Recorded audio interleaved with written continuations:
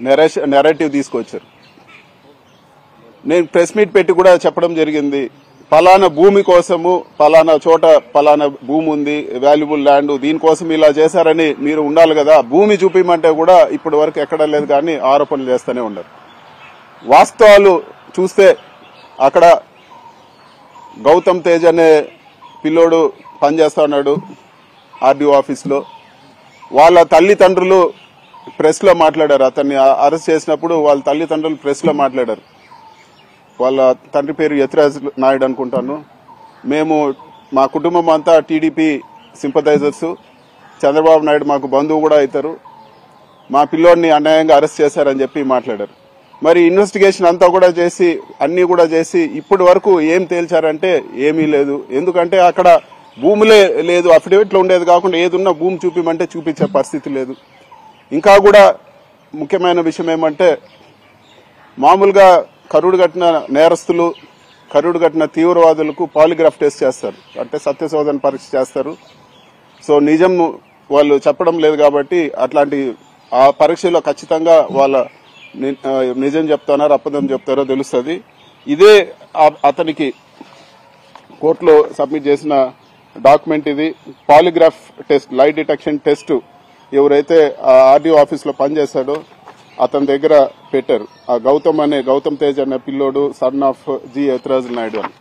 So ఈ polygraph test ఏదైతే ప్రభుత్వం చేయించిందో ఎక్కడ కూడా అతను నేరం చేసినట్టు లేదు, ఎక్కడ కూడా అతను దాంట్లో ఏదో ఒక మోటివ్ కానీ ఇంకోటి కానీ చేసినట్టు లేదని చెప్పి క్లియర్ గా ఈ క్వశ్చన్స్ అన్ని కూడా నేను మీడియా మిత్రులతో కూడా పంచుకుంటాను. అదేవిధంగా ఈ ఇన్సిడెంట్ జరిగే ఒక గంట ముందే అతను ఇంటికి వెళ్ళిపోవడం సీసీ కెమెరాల్లో రికార్డ్ అయిందని కూడా అతని బెయిల్ ఇచ్చిన ఆర్డర్లో కూడా ఉంది.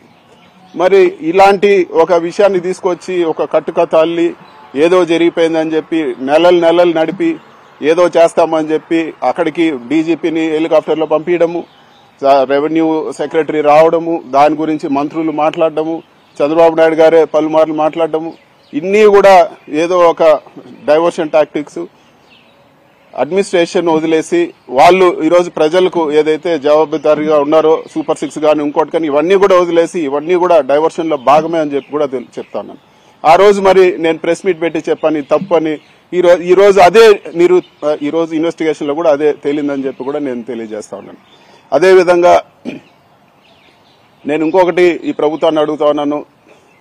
100 మైన్స్ అన్నారు, 100 మైన్స్ దోచేశారు వీళ్ళు, 1000 కోట్లు శాండ్ లో ఇచ్చేశారని చెప్పి 2 నెలలు మైనింగ్ ఆఫీసులు పూర్తిగా పోలీస్ ఆధీనంలో తీసుకొని క్షుణ్ణంగా పరిశీలించారు. మరి ఏం తేలిందో ఈ రోజు నేను అడుగుతున్నాను. 100 మైన్ కాదు కదా, ఒక్క మైన్ చూపిమని అడుగుతా ఉన్నాను.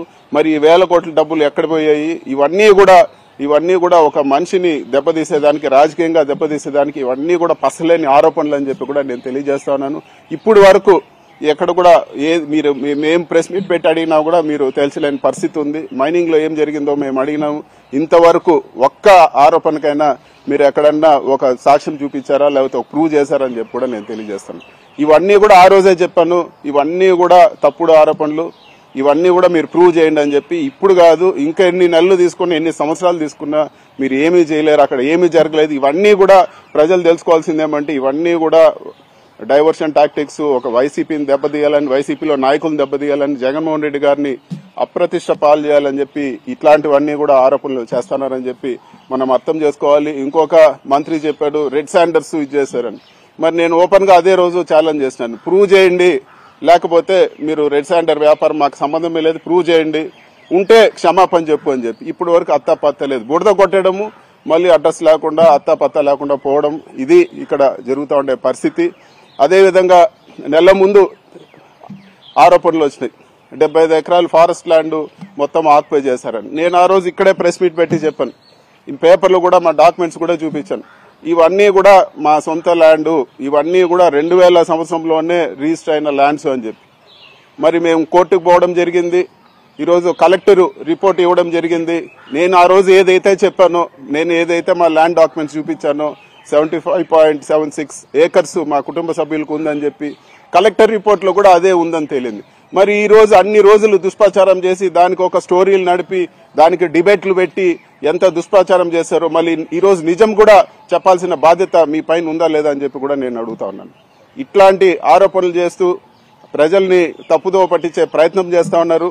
మరి ఈ కక్ష సాధింపులు ఎట్లుంటాయంటే ఉదాహరణకు 2014-19లో నేను ఎయిర్పోర్ట్లో ఉండగా నేను ఒక అధికారిని కొట్టానని చెప్పి తప్పుడు కేసు పెట్టారు. నేను ఆ రోజు ప్రెస్ లో మాట్లాడినాను, ఇది పూర్తి తప్పుడు కేసు, మీరు సీసీటీవీ ఫుటేజ్లు బయట పెట్టండి, ఇది తప్పుడు కేసు అని. ఆ రోజు నాకు ఇచ్చిన సమాధానం ఏమంటే, నువ్వు ఎయిర్పోర్ట్ లో ఉన్న ఒక గంట సేపే సీసీటీవీ ఫుటేజ్లు పనిచేయలేదు, సీసీ కెమెరాలు పనిచేయలేదు, మేము ఫుటేజ్ ఇవ్వలేము అని చెప్పారు. మరి అదేవిధంగా తప్పుడు కేసు పెట్టి నన్ను జైలు పంపడం జరిగింది. తర్వాత ఏం జరిగింది, తర్వాత అదే వ్యక్తి ఎవరి దగ్గర అయితే బలవంతంగా కేసు పెట్టించారో అతనే కోర్టులో వచ్చి ఇది తప్పుడు కేసు అని చెప్పి కేసు కొట్టేయడం జరిగింది. మీరు సాధించింది ఏంది, మీ పైశాచిక ఆనందము జైల్లో పెట్టి ఒక ఆనందం పొందారు తప్పితే అది తప్పు అని చెప్పి కూడా ఆ రోజు మేము చెప్పాము, మళ్ళీ కూడా అదే తేలింది. ఇప్పుడు ఈ రోజు మళ్ళీ కూడా ఇంకో కొత్త నాటకానికి లేపారు. ఒక 2-3 రోజుల ముందు టీడీపీ వెబ్సైట్ లో ట్విట్టర్ లో పెట్టారు 3,000 కోట్లు స్కామ్ చేశాడు మిథున్ రెడ్డి అని చెప్పి. అసలు మీరు ఎట్లా ఇలాంటి ఆరోపణలు చేస్తారో కూడా లిక్కర్ స్కామ్ అని చెప్పి సంబంధం లేని విషయాలన్నీ కూడా నెట్టే ప్రయత్నం చేస్తారు. ఇది కూడా ఇప్పటి వరకు మీరు చేసిన పసలేని ఆరోపణలు ఇది కూడా భాగమే. ఇది ఢిల్లీ లిక్కర్ స్కామ్ లాగా అని చెప్పి మీరు మాట్లాడడం జరిగింది. ఢిల్లీ లిక్కర్ స్కామ్ లో ఏం జరిగింది, ప్రభుత్వ షాపులన్నీ కూడా ప్రైవేట్ పరం చేసి ఆ రోజు కేసు రావడం జరిగింది. మరి ఆంధ్రప్రదేశ్ లో ఏం జరిగింది, జగన్మోహన్ రెడ్డి గారు ఉన్నప్పుడు ప్రైవేట్ గా ఉండేటివన్నీ కూడా ప్రభుత్వం నడిపింది. మరి స్కామ్ ఎక్కడుంది? ఇప్పటి వరకు గత కొన్ని నెలల ముందు 50,000 కోట్ల స్కామ్ అన్నారు, మళ్ళీ ప్రజలు నమ్మరని చెప్పి మళ్ళీ 30,000 కోట్లు అన్నారు, మళ్ళీ 10,000 అన్నారు, మళ్ళీ ఇప్పుడు 3,000 అంటా ఉన్నారు. ఇది ఒక ఫిగర్ కు తీసుకొచ్చి ఇప్పుడు 3,000 అని చెప్పి టీడీపీ అఫీషియల్ వెబ్సైట్ లోనే పెడతా ఉన్నారు.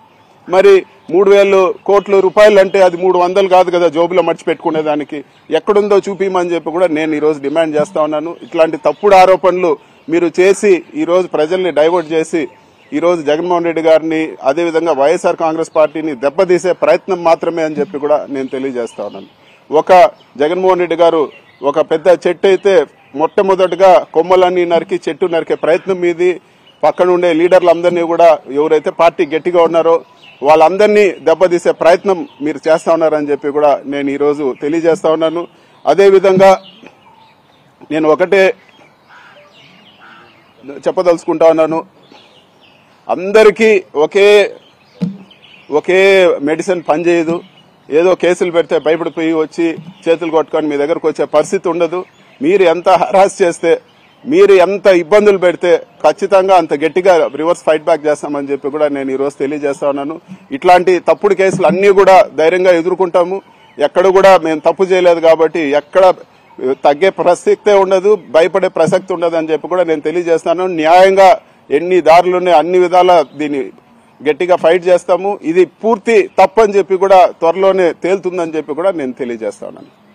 Thank you.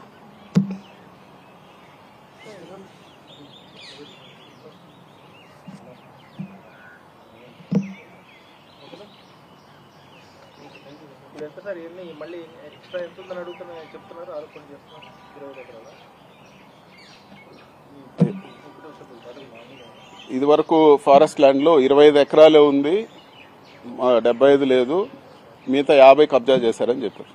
మళ్ళీ అదే మళ్ళీ కలెక్టర్ రిపోర్ట్ ఇచ్చాక మళ్ళీ అదే పేపర్లో ఏం రాశారు, 75 ఎకరాలు ఉంది, కలెక్టర్ ఇచ్చింది కరెక్ట్, ఇంకా ఎక్స్ట్రా ఉందని ఇచ్చారు. మరి మేము కోర్టుకు పోవడం జరిగింది, ఇవన్నీ కూడా తప్పుడు ఆరోపణలు అని చెప్పి కోర్టు ద్వారా సర్వే చేయాలని చెప్పి కూడా మేము డిమాండ్ చేస్తా ఉన్నాము. కోర్టు పర్యవేక్షణలో సర్వే జరిగితే నిజాలు తెలుస్తాయి. నిజంగా మేము తప్పు చేసింటే దేనికన్నా ఏ శిక్షకైనా సిద్ధము. అదేవిధంగా ఈ రోజు నేను చెప్పింది నిజమని తేలింది. ఖచ్చితంగా మాకు 75 ఎకరాలు ఉంది మా కుటుంబ సభ్యులు కంటే, కలెక్టర్ రిపోర్ట్ లో కూడా 75 ఎకరాలు ఉందని క్లియర్ గా ఇచ్చారు. ఇంకా అంతకన్నా